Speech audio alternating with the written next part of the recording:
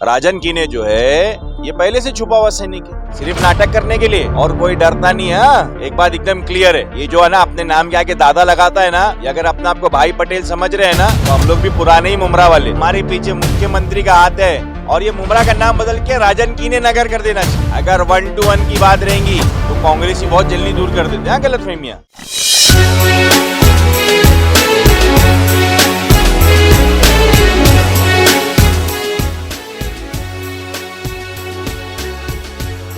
सबसे पहले मैं एक बात ये बताता चलूँ कि ये सलमान रिजवी का बेमुद्दत भूख हड़ताल नहीं है, कांग्रेस पार्टी का बेमुद्दत भूख हड़ताल है। आपने देखा होगा कि इससे पहले भी समस्या चाहे जनहित में लोगों की हो, रोड की हो, पानी की हो या मूलभूत सुविधाओं की हो, कांग्रेस ने हमेशा बढ़ चढ़ के उसमें हिस्सा लिया है लोगों के लिए। हाँ, यहाँ पे सिर्फ सलमान रिजवी नहीं, हमारे वरिष्ठ नेता हैं वसीम सैयद साहब, फिरोज़ अंसारी साहब और कई हमारे कांग्रेस के कार्यकर्ता हैं, सब आए हैं। मुद्दा देखिए, हमने 4-5 दिन से अल्टीमेशन तो दिया ही था सहायक आयुक्त तो मुमरा को, बाड़ू पिचड़ साहब को, कि जो हमारी डिमांड्स है, जो हमारी मांग है, उसको पूरी की जाए।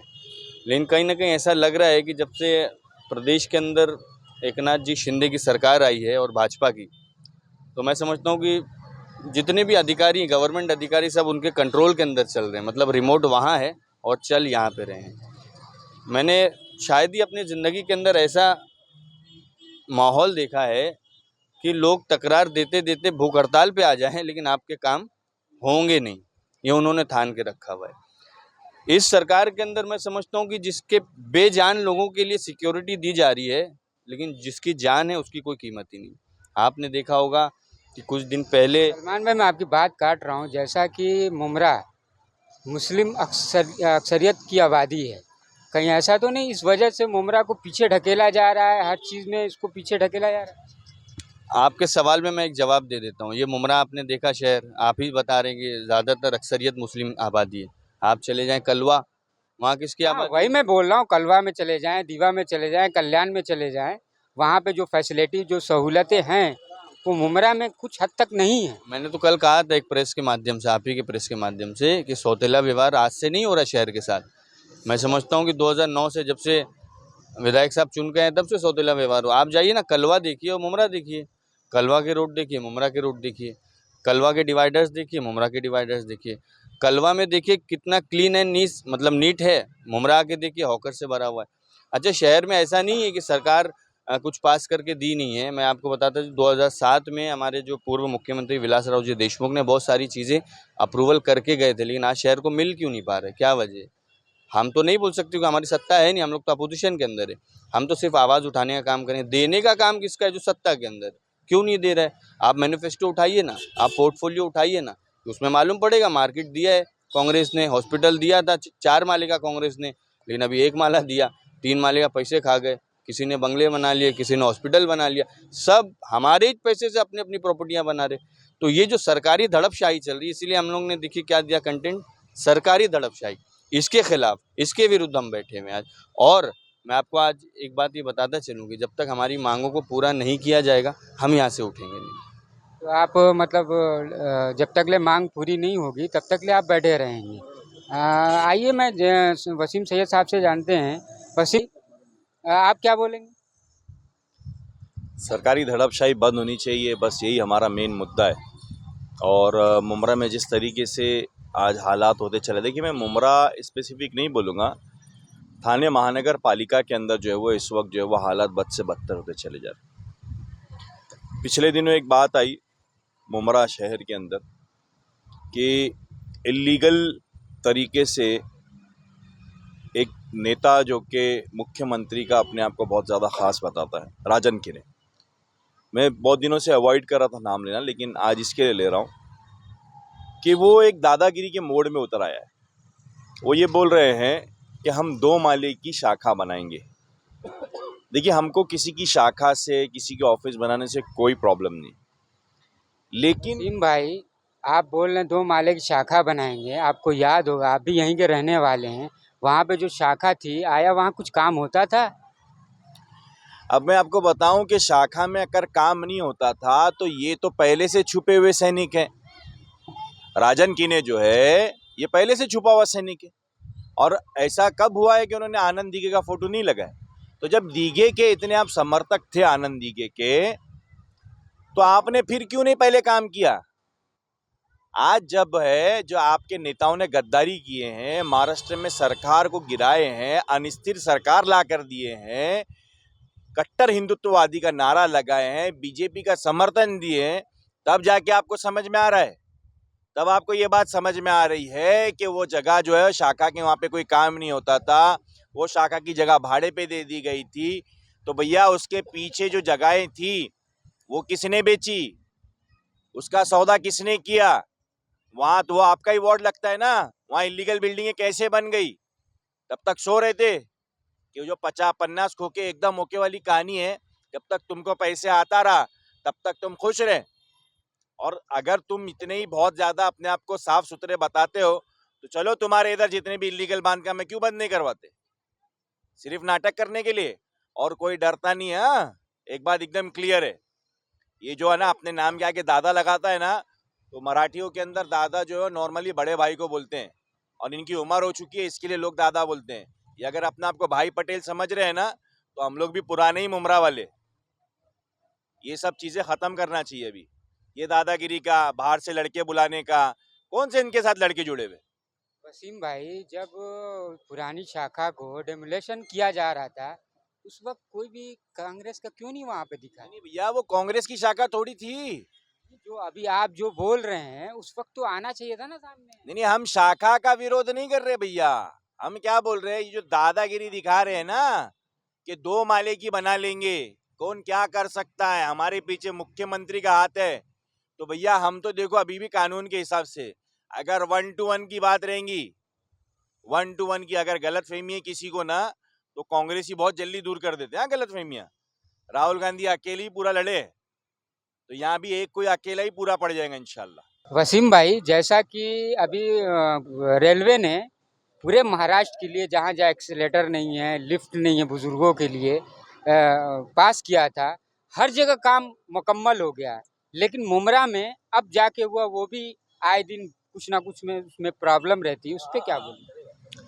देखिए कुछ ना लोग होते हैं जो अपना जाती फायदे के लिए जो है इसको अड़ाते हैं। यहाँ पर जो है वो एमपी श्रीकांत शिंदे ने जो है वो जब उसका ओपनिंग का टाइम आया था तो एक दौरा किया, उसके बाद वो लिफ्ट और एस्केलेटर रुक गया। फिर एक कोई है उनका कुछ वहाँ पर ज़मीन का ज़ाती विवाद था, उस वजह से रुक गया।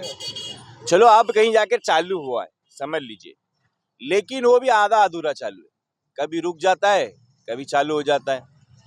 अब देखना ये है कि एक एस्केलेटर लगा हुआ है खाली, दूसरे प्लेटफॉर्म्स है, बूढ़े जो है जिनको पैर से चलने की तकलीफ है वो सिर्फ चढ़ने के लिए, तो वहां से आने के जब ट्रेन से आते हैं तो उस वक्त भी तो लगेगा। तो ये जो है ना, इनका जब कोई पूछताछ करने वाला नहीं रहेगा। देखिए यहाँ पे इलीगल मार्केट बना, भैया इलीगल इसके लिए बोल रहा, तोड़ दिया गया इसके लिए इलीगल बोला जाएगा? वहाँ पर अभी इलीगल दुकानें बन रही, वहाँ पर मार्केट बनी NH4 के ऊपर रोड पे, वहाँ पे इलीगल रेलिंग लगा दी गई।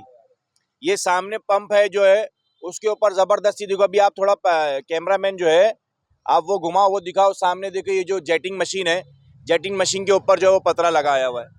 मतलब प्रभाग समिति के सामने सब इलीगल काम हो रहा है। प्रभाग समिति के बाजू में इलीगल पतरा बांध दिया गया था, उसके बाजू में इलीगल कब्जा हुआ है, और वो दुकानें जो है वो जबरदस्ती खड़ी हो रही है। ये बालू पिचड़ जो है ना, इससे पहले बहुत सारे एमसी आए होंगे, ये बालू पिचड़ परफेक्ट मतलब इस चीज को दर्शा रहे हैं कि भैया अगर सरकार की तरफ से हुक्म आ जाए और अगर बोला जाए भाई धूप निकली हुई है तो बोलेंगे नहीं रात है और चांद है, तो वो ये ऐसा बोल देंगे, ऐसा लग रहा है। कानून नाम की कोई चीज नहीं है। बाबा साहेब अम्बेडकर के संविधान को यहाँ पर घड़ी घड़ी फाड़ा जा रहा है, ऐसा लग रहा है मुझको। यानी वो कानून को तार तार किया जा रहा है, वो कानून तोड़ने वालों को संरक्षण दिया जा रहा है। आज बालू पिचड़ का ऑफिस जो है, या अगर उसके कॉल रिकॉर्ड चेक कर लिए जाए या उसके ड्राइवर के कॉल रिकॉर्ड चेक कर लिए जाए, तो ज्यादातर लोग वो मिलेंगे जो अनधिकृत काम के अंदर जुड़े हुए, ज्यादातर वो लोग मिलेंगे जो इलीगल जो है वो सर्विस सेंटर चला रहे, ज्यादातर वो लोगों के कॉल मिलेंगे आपको जिनके इलीगल जो है वो गैरेजेस चल रहे हैं, रोड के ऊपर जो कुछ ना कुछ कब्जा किए हुए हैं। कोई ना कोई छपड़ी लगाया हुआ होगा। ये सब अगर एक नॉर्मल सी बात समझ लीजिए, पूरे मुमरा कौसा के अंदर तकरीबन मैं समझता हूँ 2000 से ज्यादा छबड़ियां लगती है। 2000 छबड़ी अगर बालू पीछड़ को, सीधी सीधी बात है एकदम खुली खुली, चाहे केस होवे, अभी मैंने सुना भांडुप के अंदर किसी को अरेस्ट कर लिया गया सरकार के खिलाफ बोलने पे। सरकारी धड़पशाही इस तरीके से चल रही है, अगर 100 रुपए का फायदा पहुंचता है, समझ लो कितने का, 100 रुपए का, 2000 छबड़ियां, कितना हो गया, 2 लाख रुपया दिन का। 2 लाख रुपया दिन का मतलब महीने का 60 लाख रुपया, 62 लाख रुपया, साल का 7 करोड़ 20 लाख रुपया। अब समझ लो जितने साल यहां रहेंगे। ये तो मैंने एक छोटा सा एग्जांपल दिया कि 100 रुपए के फायदे पे मैंने सुना 600-800 रुपए लिए जाते हैं, फिर वो जगहें बेची जाती है। भैया एक बात समझा दो मेरे को, इतना पैसा जब यहां पर है तो कानून से क्यों काम किया जाएगा, सब गैर कानूनी काम ही होगा। यही सरकारी धड़पशाही खत्म करने के लिए कांग्रेस ने, ऐसा नहीं है कि ये पहली भूख हड़ताल है, इससे पहले भी भूख हड़ताल हुई, इससे पहले भी हमने धरने आंदोलन किए, लेकिन बात सुनवाई की नहीं हो रही है ना।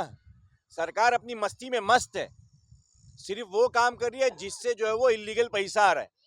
भैया आप अगर लीगल काम करने के इसमें रहते तो ये सरकारी अस्पताल चालू नहीं करवा देते। अरे पुराना जो हुआ हुआ,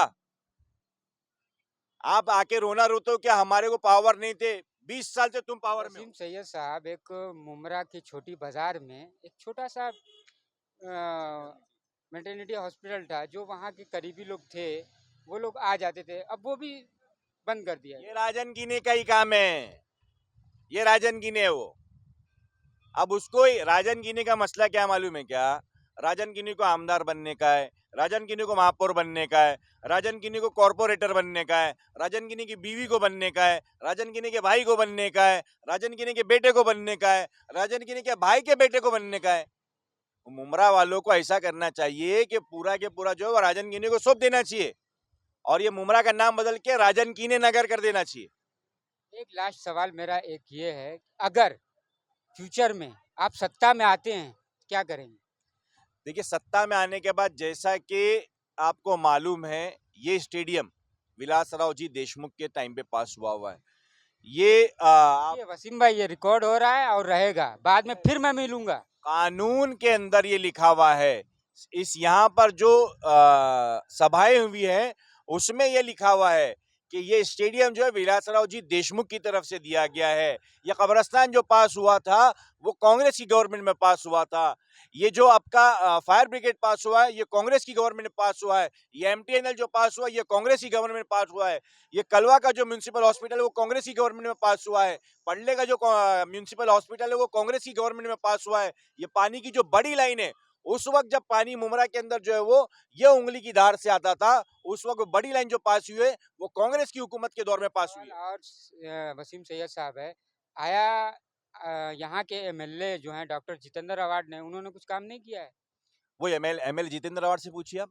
मैं कांग्रेस की भाई, मैं देखो मैं कांग्रेस राहुल जी का सिपाही हूँ, मल्लिकार्जुन खड़गे हमारे राष्ट्रीय अध्यक्ष हैं और आप हम जो है ना अभी देख लेंगे 3 दिसंबर से शुरू हो जाएगा इंशाल्लाह। मध्य प्रदेश भी जीत कर आ जाएंगे, राजस्थान भी जीत कर आ जाएंगे, छत्तीसगढ़ भी जीत कर आ जाएंगे, कर्नाटका जीत चुके हैं, लहर जो वो निकल चुकी है ऑलरेडी। महाराष्ट्र के अंदर भी बहुत जल्द आपको कांग्रेस की प्रोग्रेसिव सरकार मिलेगी और जिस दिन कांग्रेस की सरकार आ गई या महायुति की हमारी जो सरकार है महाविकास आघाड़ी वाली, ये सरकार आ गई तो आप देखेंगे ये जो काम बंद पड़े हुए हैं जिससे गरीबों का नुकसान हो रहा है, ये अस्पताल जिसके अंदर कई लाखों करोड़ों लोग जो है इस तरीके से यहाँ पर आकर के इसका फायदा उठा सकते थे, जो गरीबों को इसका फायदा मिल सकता था, जो रोक दिया गया है, आपको सबसे पहला वो चालू होकर मिलेगा। कब्रिस्तान की जो हालत है यहाँ पर, जहाँ इसका ओरिजिनल कब्रिस्तान था जो मुमरा की सिटी के अंदर मिलना चाहिए था, आपको वहां पे कब्रिस्तान मिलेगा। आपको बहुत जल्द डायलिसिस सेंटर मिलेगा, आपको बहुत जल्द बहुत अच्छी स्कूलें मिलेगी। डायलिसिस सेंटर तो यहाँ के जो एमएलए जितेंद्र अवार्ड साहब, वो तो बोल रहे हैं आ गया है। कहाँ आया डायलिसिस सेंटर?